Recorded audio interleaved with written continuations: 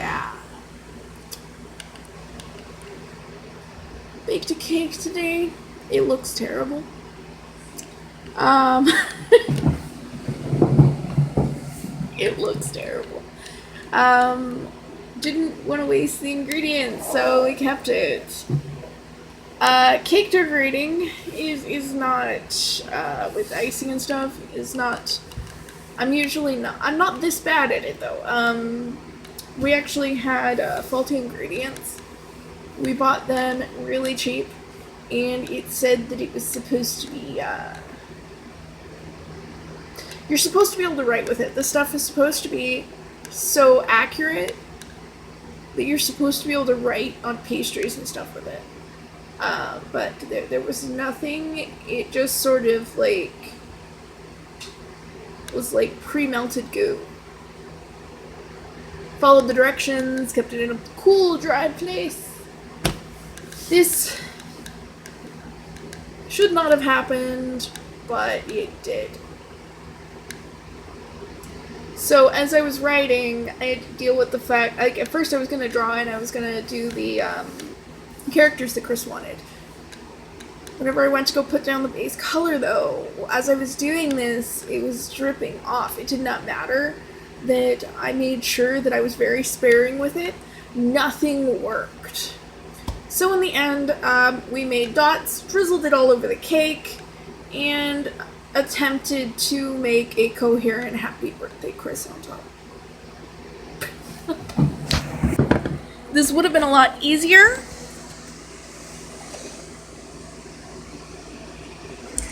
if they were actually the same variation of messed up. Because they weren't. Some of them were thicker than others, some of them were thinner. There was no consistency in any of the tubes to one another. We were basically working with something that there was no winning with. I made the base frosting, and normally I make the colored frosting, and I just use Ziploc baggies and cut a hole in it and do stuff, but because we don't really have an actual cake decorating kit. And finding one at a compatible, at a price that is acceptable is hard sometimes. So yeah. We don't want to pay a lot of money for something that we're not using professionally, basically. So we sort of ended up with this monstrosity. Chris, however, spoke the final verdict and says that he loves it, so yeah. But this stuff was like pre-melted. It was supposed to be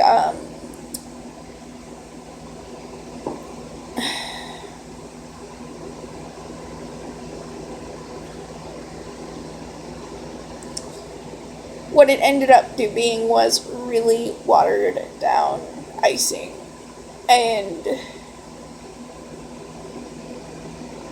that was clearly like glaze almost. It was not what it was supposed to be. And it did not have the consistency that it was supposed to have.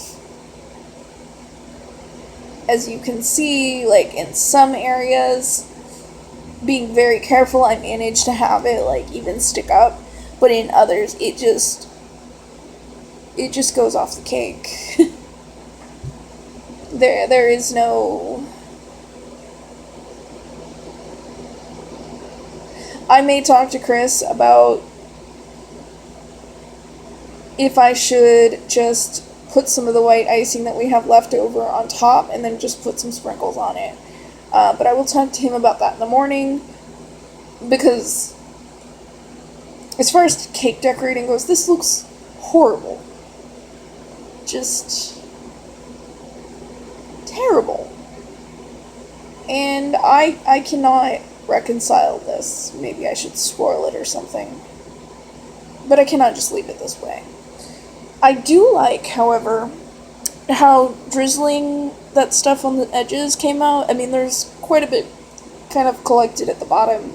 We'll have to try and avoid that while cutting the cake, but it's a nice touch. I mean, that I kind of like. I could possibly take some of the leftover stuff and make sort of like a swirly pattern. That would probably work for on top, and then the colors down here on the sides. I could do that. Actually, you know what? I think I will.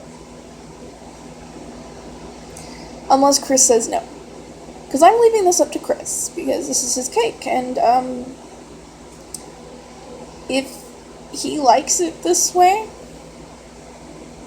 I don't really care what anybody thinks of me. If he likes it this way, and this is the way that he wanted, I'm going to leave it that way, because I was letting him decide that stuff.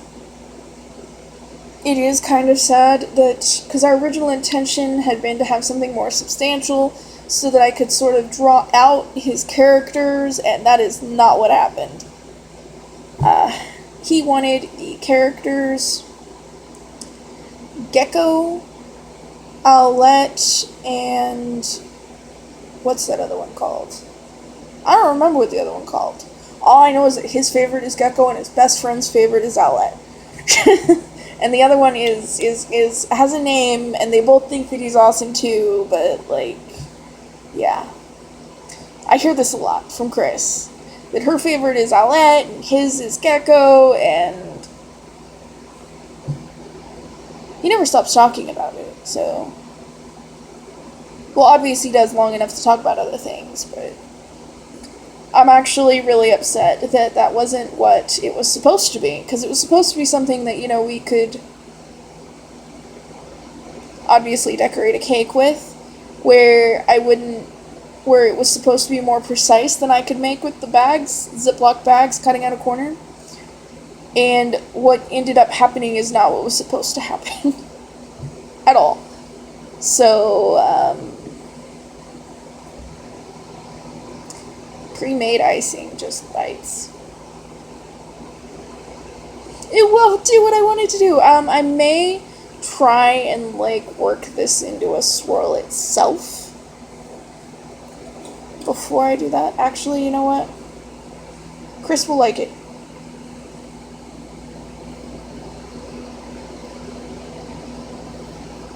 Oh, here we go. Oh, and it works so well. He will like it. And he will be like, this is so awesome. And I know this because I know Chris. Otherwise, I wouldn't even consider doing this without asking him first. Obviously, I was originally going to ask him. Oh, this goes very well.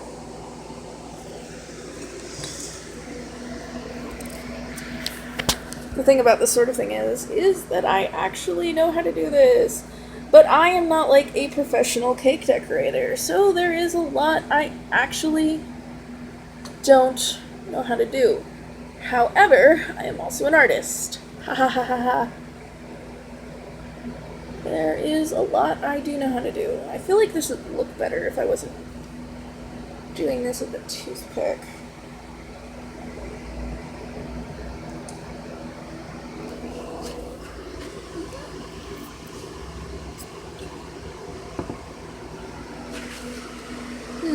The combination doesn't actually taste bad either. Cool. It works. I know how to shut him up. Just in case he has a problem with it.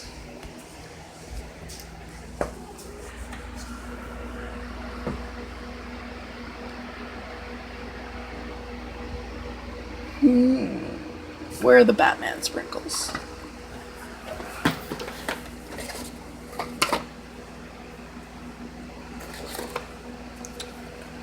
Actually, let's also pull out some of the pink writing stuff, which obviously doesn't work. Now, where are the sprinkles? Sprinkles. I hope I didn't wake anybody up. I know Chris is already in bed. Jean went to bed, and I'm ruminating on this fail. You gotta be able to turn a fail into not a fail. I need to get a new, so yeah.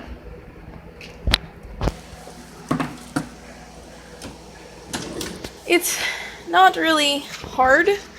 It's just kind of disappointing. It is not what we were trying to do. Alright, and he wanted some more pink on his cake too. We were going to talk about it tomorrow, so... Oh, you know what? Let's do this first. I told him that we had to wait.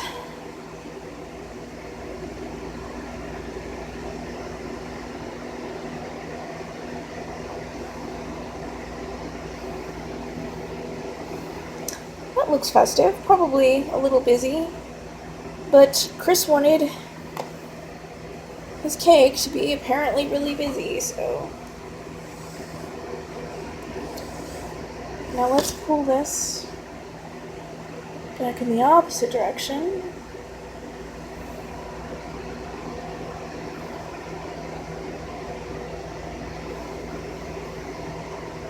Actually, you know what? That was a mistake. So let's go between these lines. There we go.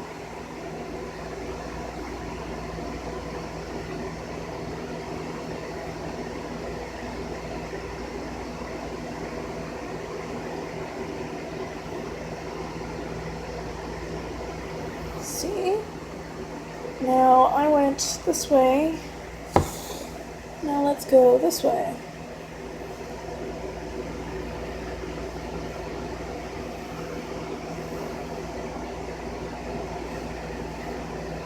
Probably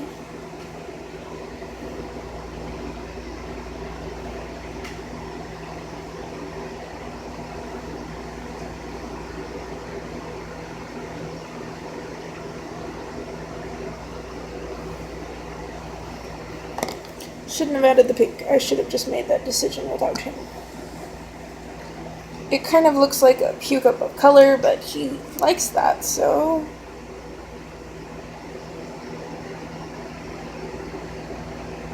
It's not the most appealing cake one has ever laid eyes on, but... Batman sprinkles.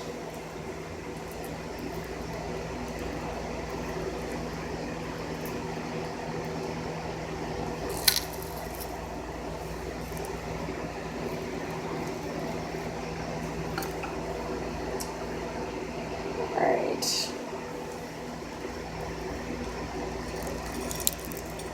I feel like these are just covering up all the work that I did.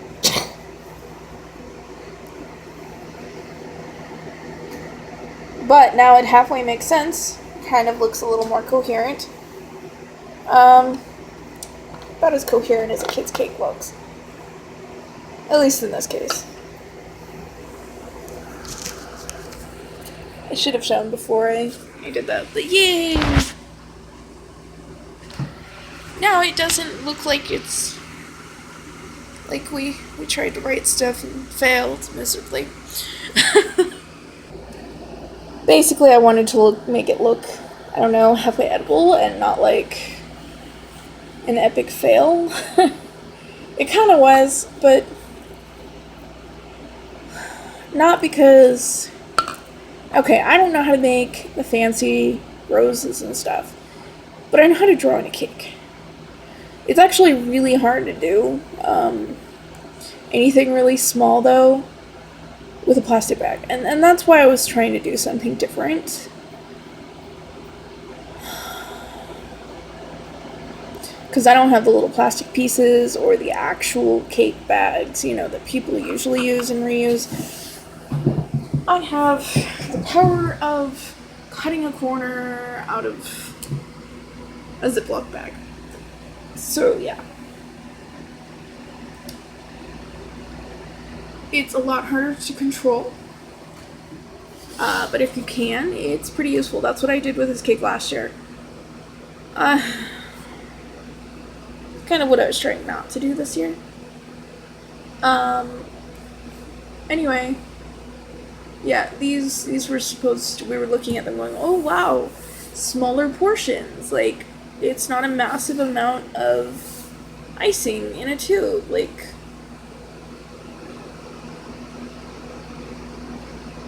and that just wasn't what it was supposed to be. And it just sort of like came out really watered down. So yeah, don't no, don't fall for that kind of shit. Often, whenever you like find icing in a tube, they want like to give you a bunch of icing, and I'm just like, but we don't need a bunch of icing. We rarely use icing. And in fact, me maybe possibly allowing him to use that icing on anything after this, with the leftover icing that we have, it's I probably only make icing for birthdays. Just because there's not a whole lot of reason to need icing other than for birthday cakes. And we don't really make cakes for much. I mean, sometimes, every once in a blue moon, I might practice a new recipe or something, but generally speaking, it's not with icing. It's usually with something a little bit lighter, a little less sugary, more fruity, something that goes with the more traditional, non-rich people decadence. It's more traditional, not corporate traditional, or this is what you see on TV traditional, but it's a tradition that has a lot of cooked fruits and fresh fruits on cake. And you cook it down, and you sort of, it's sort of like milk cake, except not enough to make it soggy. Because if you make a milk cake wrong, a 3 milk cake, you can actually end up making it really soggy. But it is sort of like that. Except sometimes all you do is you're like just putting fruit on it. And you just do a little bit of something to tie it together, and you're good. Not all traditions have this. In fact, even having powdered sugar available to the masses is only something that happened in maybe the past couple hundred years or so. Yeah, it's actually pretty new. So, older traditions do not use icing. A lot of them just don't use icing. They will use other things that are around, maybe a little bit of honey, cooked with some fruit or something, but not, especially not anything that uses powdered sugar. Powdered sugar was incredibly a rich people thing. It was just a rich people thing. People didn't use it. It was like unheard of for the public, the commoners to use this. So this was a rich people thing, and it was extremely decadent even for them. This was extravagance for them. For us today, we can just go to the store and buy it for like $3.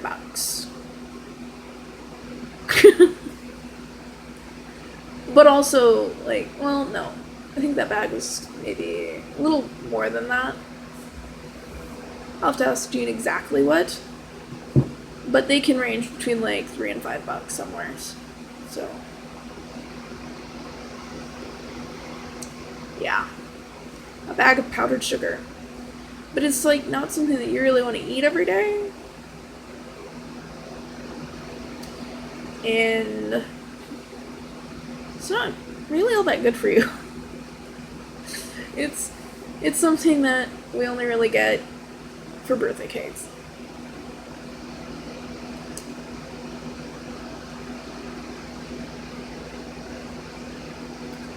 Because, it's a birthday cake. And it's not that we couldn't do it more often, it's just why? Why would we need all that sugar? Who needs all that sugar? Nobody. Nobody needs all that sugar. And there's plenty of other ways that you can get it. But I'm not surprised that Chris, like, he actually picked, and so did Jean. They were both, like, choosing between icing bought at the store and icing that I make. They're like, your icing. I like yours better. I have some variants that bring out different flavors in it and all that, but I actually, typically I only make cakes for birthdays, so. It's a special occasion thing, and I guess, yeah, it's only for special occasions. And if you actually go back, even nobles, kings, and queens and stuff would often only use icing on a grand occasion, like a wedding or two kingdoms becoming one, or usually through marriage, and that's actually where we got icing. It's something that's made from a process making icing that essentially condenses it. It's really easy to make, as Chris was taping me doing earlier. You can actually make a very basic icing with some butter and some powdered sugar. And it doesn't necessarily need to have that flavor, and you just put a flavor in it so that it will have that, and yeah.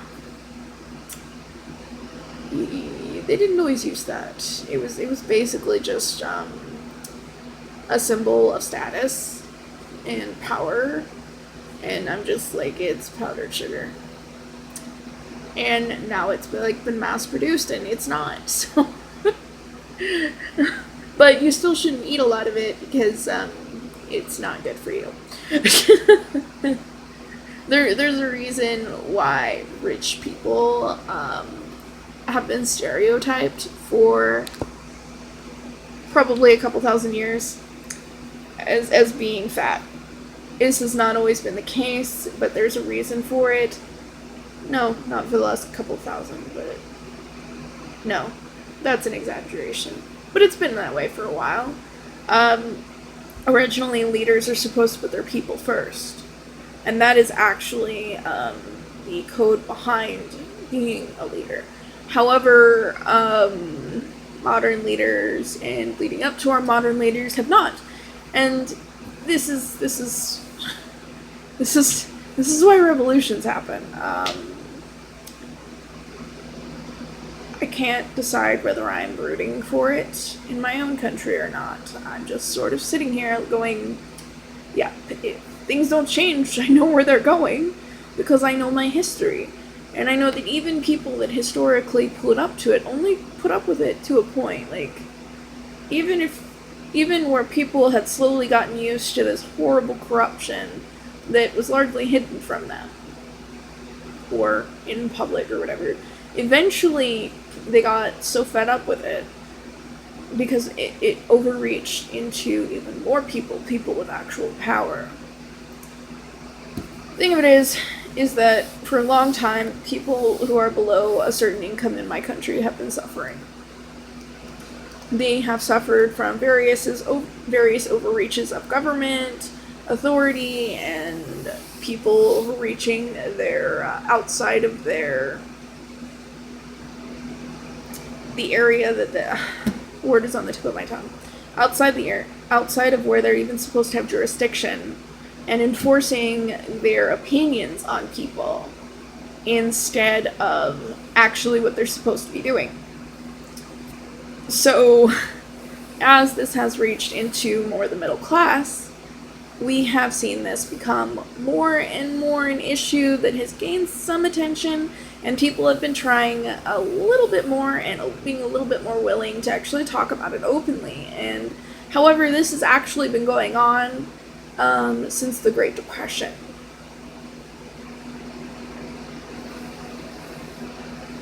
And this is something that has gone on for a long time. It has progressively gotten worse, however. during the Great Depression, there were discussions about this. And the fact that it was being used to victimize families who could not speak up for themselves legally because their court appointees just didn't or weren't able to. Some cases, they didn't even have them. Sometimes I think some people are better off without them because they're just another layer of silence on a family a lot of times. And in some cases, sometimes they vaguely want to do something, but just don't. Because they have too many cases. Or because they're willfully not doing something. Some of them really don't want to do anything, and some of them just have too many cases, and some of them it's a little bit of both. But they can't effectively represent a family. Or anyone in that family. And they don't. So you have a lot of innocent people who end up losing their kids, and a lot of innocent kids that go without their parents. For no reason other than funding. Because this is why a lot of them let it through. And it actually wasn't as bad as it is now until Clinton, our last President Clinton. He was not our last president, like, in the order. But never mind. Just look at the trail of white guys. And, well, one mixed. So, and I refuse to just consider him one thing, because I feel like this just looks at his skin color and not his heritage, and that is horrible. Why would you just want to overwrite somebody's heritage? Like, an entire, like, portion of it, just because you can see one more? What kind of monster does that? Oh, a lot of monsters, especially in the media. So, as far as I'm concerned, like, if you're, like, part Scottish or something, be proud of that, too. Like, it's okay. Because it's actually a pretty rich culture. You know, there are different cultures, and there are different mixes of it. And before we moved out to Arizona, that's how I was raised. That your skin didn't matter. We were all mixed. It didn't matter. This was all just one big melting pot. And we're all just different mixes and different combinations of mixed. And we should just be proud of that and respect the cultures that we came from, but also respect what we are now. So, moving out to Arizona whenever I was like 4 was a huge culture shock. It is not like that here. At all. Not at all. First thing that happened was in the school that I went to, which was Cotton Bowl Elementary. The teachers and staff immediately put me into speech therapy, claiming that I was mispronouncing my S's, which I wasn't. I had the same accent my mother did. Well, not exactly the same, because I spent more time in that one area. My mom had been in the Navy, so hers had a slight change, but most people wouldn't have caught it. So, and she'd also, like, was born and grew up in, like, another state entirely, so she had, like, that little bit of variant. Anyway, typically whenever you live out back east, there are people who will nitpick that and go through that, and they will figure out, like, where you were from, where you spent the most time, etc. I spent a lot of time in Pennsylvania and a lot of time in Virginia. We lived in Virginia Beach. Whenever we moved out here, I was told that I had to stop having an accent because it made me sound like a white supremacist. I did not even know what a white supremacist was. I was 4. My mother was horrified. Some people lost their jobs over it and almost lost their jobs over it, respectively. And, however, the damage was done. I was never bullied before this. But because they had already sort of put a target on me, the other kids took the lead from the adults. There were some kids who sort of, like, defended me and helped me hide from, like, this one girl who followed me around the playground screaming in my ear and a bunch of other stuff, but, you know, even that sort of, like, trickled out after a while, and I was just continuously bullied. Nobody, like, really had a good reason for Why? Ask different kids, you got different stuff. Oh, well, she thinks that she's smarter than me. I didn't.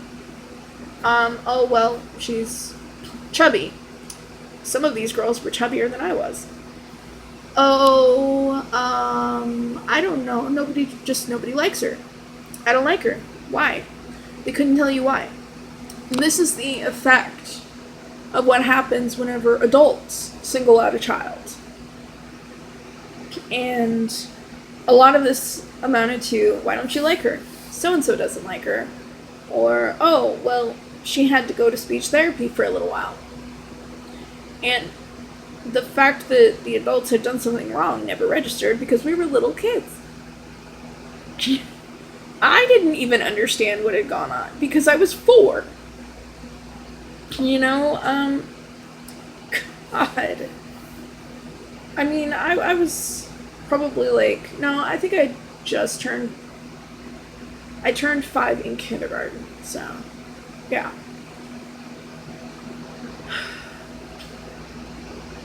I didn't understand that the impact that this would have on my life. So the entire time that I went to that school, it sort of evened out after a little while. But then I ended up in state custody because the state hates single parents. We shouldn't have been there that long. They were actually supposed to give us back almost the entire 6 months before they actually did.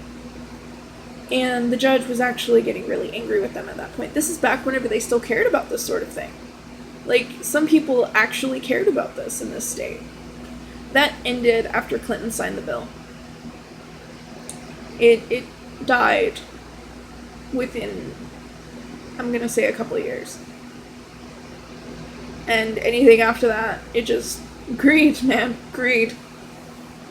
So many people just immediately fell to greed. Because what he did was he signed a bill that gave the states free money for taking kids. They are not obligated to use it on the children. They are not obligated to use it on services for the children or anything in particular. A lot of this money actually goes to a lot of different stuff that people don't even vote for. And a lot of it actually just goes to the payroll. Yeah. They pay themselves and a bunch of other people with it. And I don't know, it's just something that bugs me. Because they do this, and it's gotten to the point where there are judges who openly parade around funding consequences. As if that is how cases should be decided. Not the cases, but funding consequences. And there are judges who actually apply this. Should be taken off the bench and disbarred, but have not been. Despite the fact that this is wholly against the law. And that happens here. And it happened to me and my kids. Proving that what shallow things were said wasn't even true. Because they weren't even saying that I did anything or failed to do anything. They were saying that I had a diagnosis of something. They didn't even specify a diagnosis at first, even though I was telling them, yeah, I have PTSD. I was completely honest. I mean, I got doctor's notes, all this stuff, but then I was having the worker actually put it in the notes that I just confessed to her all this stuff that I never said. And it was like being a kid in the system all over again, where I said I didn't say this in court, and it didn't matter. Except as a kid, I was 6, and they would not put me on the stand in the courtroom. In our case, something actually did happen, but it was my little sister's dad. Not my mom.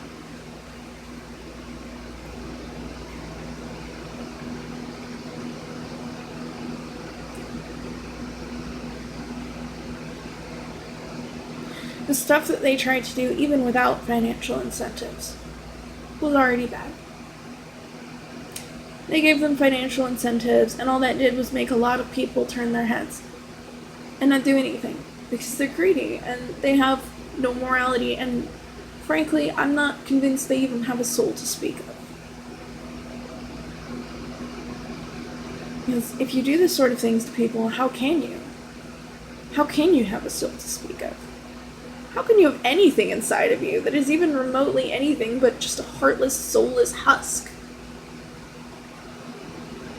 And there are people who will actually argue for this, who will say that if this happens to you, it happens, and that people are retargeted whenever they become adults because they just have bad genes. There's no scientific basis for this. There's no medical basis for this. It's not bad genes. This just happens. And the stuff that they do to you, they do to your kids. And that's the part that there are some people who manage to get away from it, and they take their kids with them. But you better, because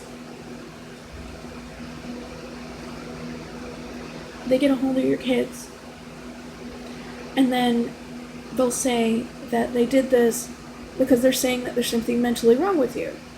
Naturally, because in here they medicate you for having emotional issues. And then they say that there's mentally something wrong with you. When has that not been damaging? Because that's pretty damn damaging. And that's actually a misuse of psychiatry in general, because you are not supposed to do that. That is highly unethical. But that's what they do. And that's how it's used.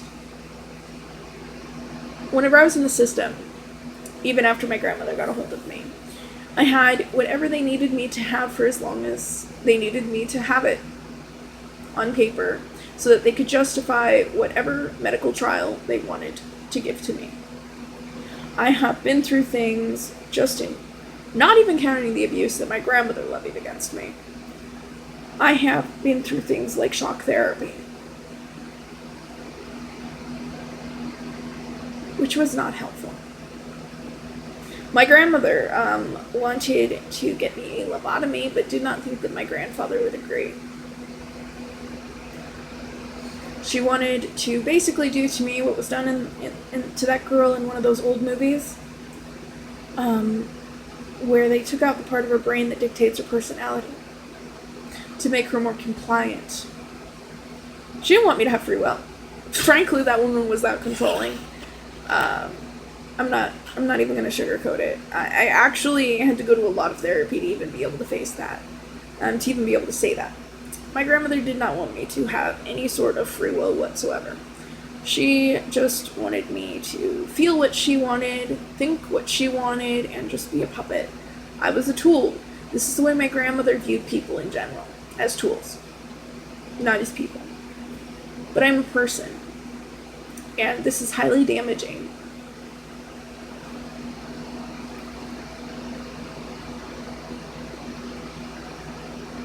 And that's the way the state treats people.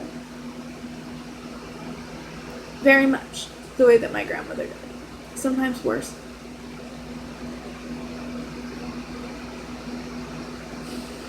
They can't control you. They will destroy you until they think that they control you.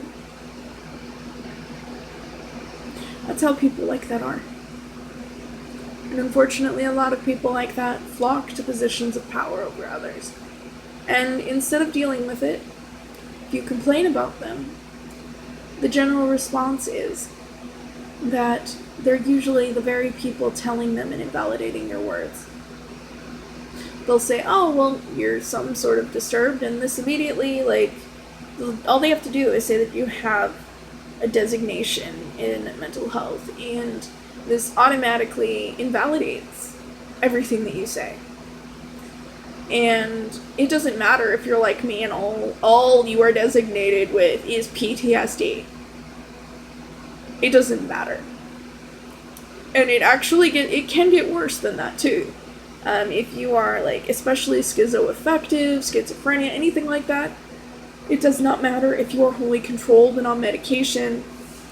They will immediately go with them. You have zero voice in this.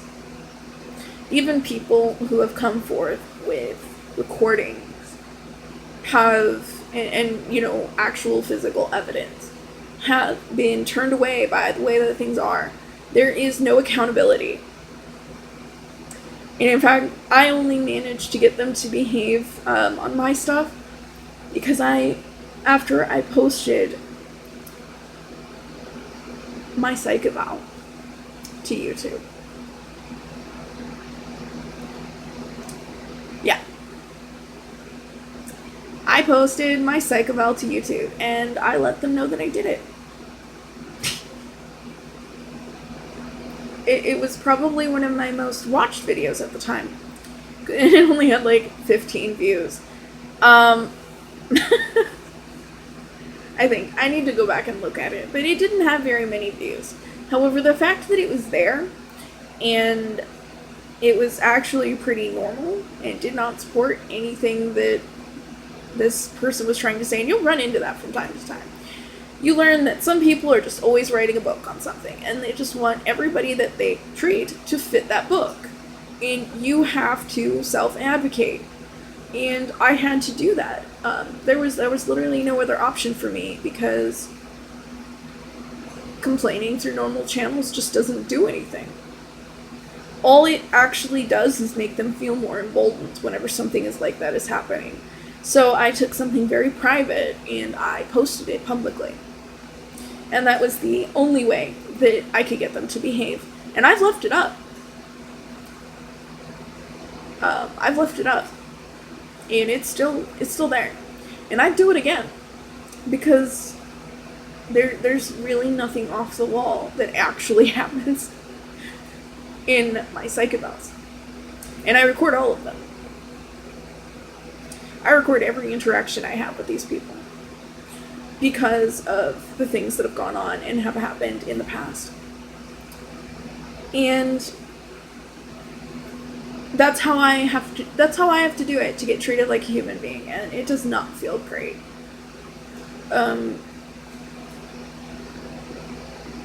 It doesn't feel great at all. You really have to stay on them. Or have a family that stays on them, or sometimes both. Because some people are incredibly manipulative, and they'll lie about you to your family. And that's commonplace out here. It's also commonplace for families to use this as a weapon against family members that they have some sort of perceived power over.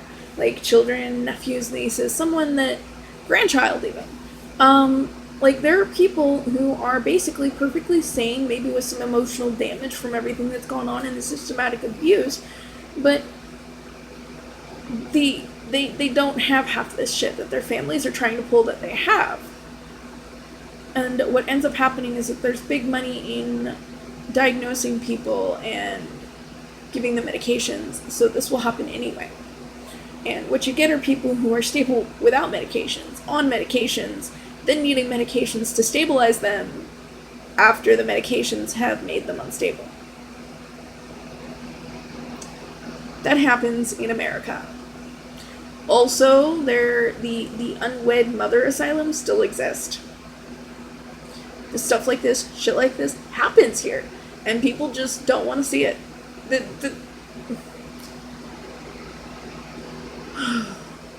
You'd be surprised how blind people can be. And especially whenever the media doesn't want to talk about it, or they only want to talk about it whenever they can spin it a certain way, or whenever it supports whatever political agenda they're supporting at that time. There's a lot of shit that goes on, and a lot of voices that have been completely silenced. And if this keeps on happening, it will eventually happen to people with more and more money and more power, and eventually it will just have happened to enough people and there will be enough people in power supporting it that people would just go, you know what? I'm tired of this. And it's already started, and I've already heard people scream, in text, about revolution and starting one. And I'm usually the person that's saying, now let's calm down, because none of us want to end up on some sort of weird watch list just for being around you. And war is a big thing. Like, we need to try and change this, not kill one another. But here's the thing: people are so in arms about this, and they feel so